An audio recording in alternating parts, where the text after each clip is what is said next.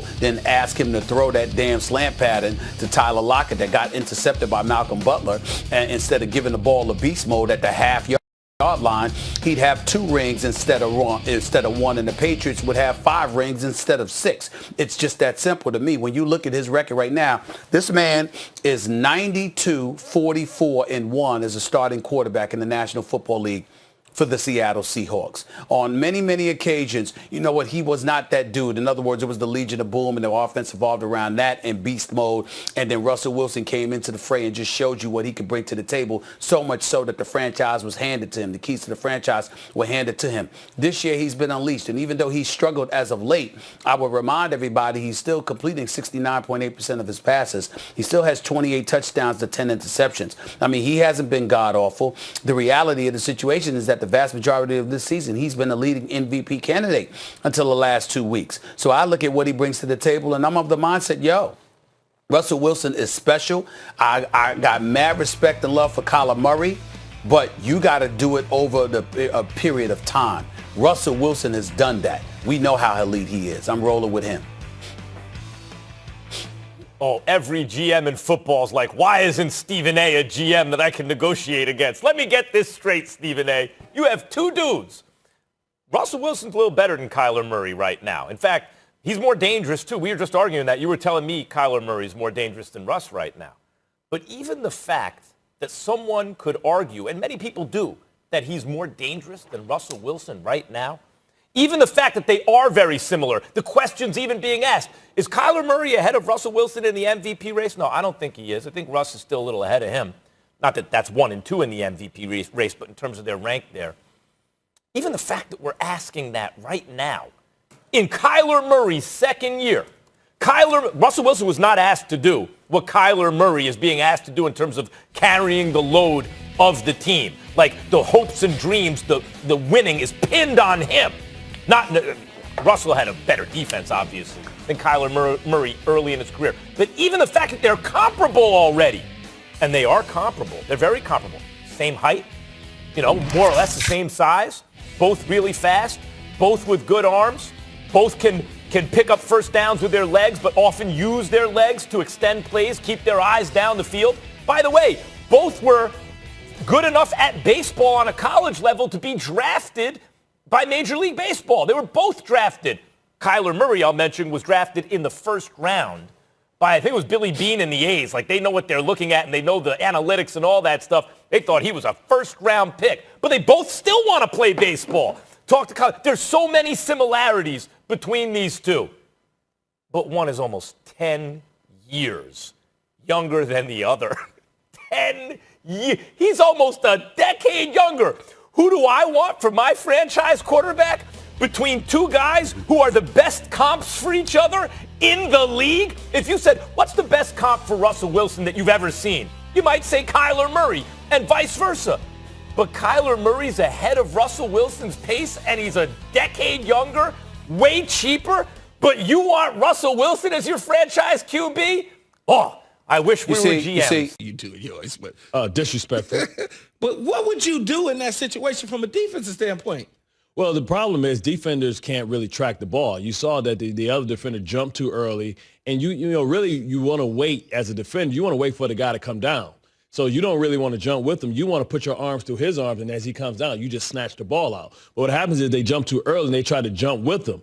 Right, he high pointed the ball because he can see the ball the whole time. The defenders are all looking back. They can't track the ball. Like receivers are great at tracking the ball because they're used to running down and looking up. So I can guarantee you somebody could have lost in the lights. But when you look when they jump, you wait for him to come down. Instead of the guy jumping, he should have stayed planted. So when he comes down, you just snatch the ball. Yeah, you can't jump backwards. Right. See, and what happens is he took it back to his body. I mean, you got to have some strong hands to be able to get the ball back to your body. But I don't even start there though. That's not even it. I start at the point of attack. We're pressing the hell out of him, too. At the line of scrimmage. We're pressing with people behind. I don't understand. I hate when they do that. You can't allow the guy to get down there because it's a timing play. You know that it's got to be a scramble. And if you're the edge setter, you never leave the edge. You stay there. You make him have to throw up and throw it from the well. You never, ever, get past quarterback depth. You don't try and go for the sack. You set the edge, and you wait knowing that he has to scramble because it's a 40-yard pass. Yeah. So he has to buy time to scramble outside the box. That was just horrible execution. And then now they're forever posterized. And then it's like crazy because now you got so now you got the Jordan logo on somebody's head, but they playing football, but you just got dunked on. It's bad execution. I don't know what Sean McDermott, and I'm happy for D-Hop and I'm happy for Kyler Murray, but I don't understand what McDermott and Leslie Frazier were thinking. We all familiar. We knew where the ball was going. Absolutely. Right? Larry Fitzgerald at his advanced age, it would have took him forever to get down there. Well, they had him at the point of attack. Right. They had him. So I don't understand. Like you don't need linebackers, because that intermediate defender doesn't matter. So why won't you go out there with six DBs and then vice like Bill Belichick used to do with Gonzalez? You put two people out as like a punt protection.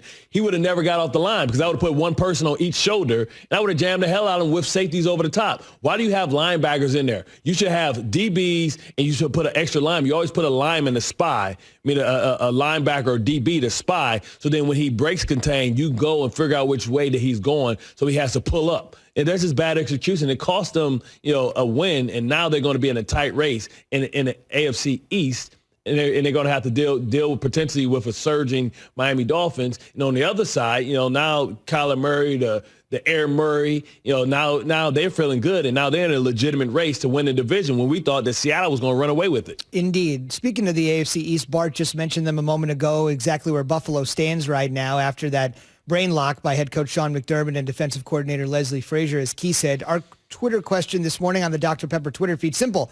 Who wins the AFC East? Pats, Dolphins?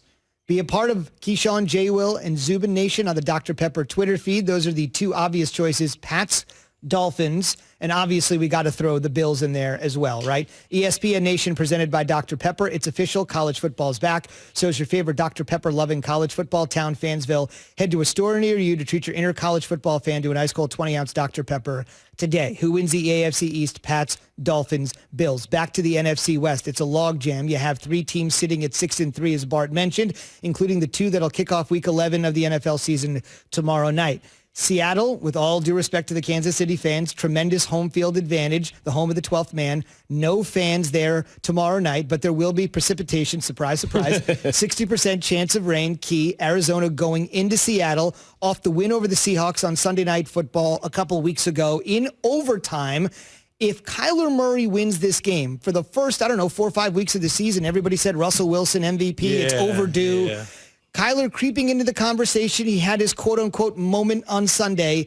If they go there, win, sweep the season series, and are in outright first place first thing Friday morning, how different are we looking at Kyler Murray? Well, when you do these MVP conversations with young guys, or even older guys for that matter, there's always, during the course of the season, there's a signature moment, a big game that stands out for you. His momentum is carrying from the debacle of the Buffalo Bills loss to the Arizona win in the Kyler Murray throw to DeAndre Hopkins. He carries that into Seattle. If he gets out of Seattle with a W, that's 3 wins in the last 3 games, 2 in Seattle, 1 in Arizona against the Seahawks. They will now become this team that people start to say, oh, okay. All they got to do is beat up on the Rams a little bit. They may be the team in the NFC West to start taking over that division. These are moments that kick a guy up a couple notches. If he loses, forget it. If he wins, now you start to look at it and go, okay, we understand Patrick Mahomes and Aaron Rodgers is there, but this guy is doing something magical and special that's catching our attention.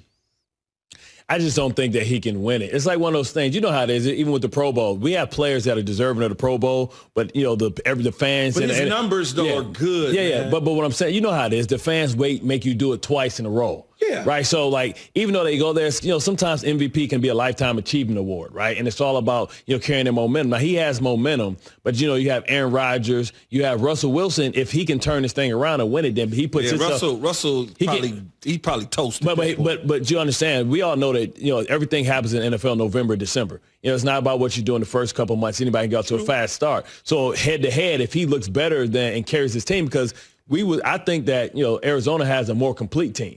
right? Because, I mean, Seattle might have the worst defense. How Ken Norton even is still employed and survive past the bye week is amazing to me, because it is hard to be this damn bad in defense. They're giving up almost 400 yards a game, Key. 400 yards. You talk about a team that has Dunlap, has Bobby Wagner, Jamal Adams, and Griffin. Those should be enough to not make you the worst in the league. Arguably, this might be the worst defense I've ever seen. When you have an offense this good and you're going to be playing with a lead, you should be able to kind of like not just be horrible. Now, I remember Peyton Manning used to have some of the worst defenses ever, but man, they knew how to play when they had an offense and a lead. The games in which Seattle loses, they be having like 34 points on the board. But Peyton had a bend, don't break.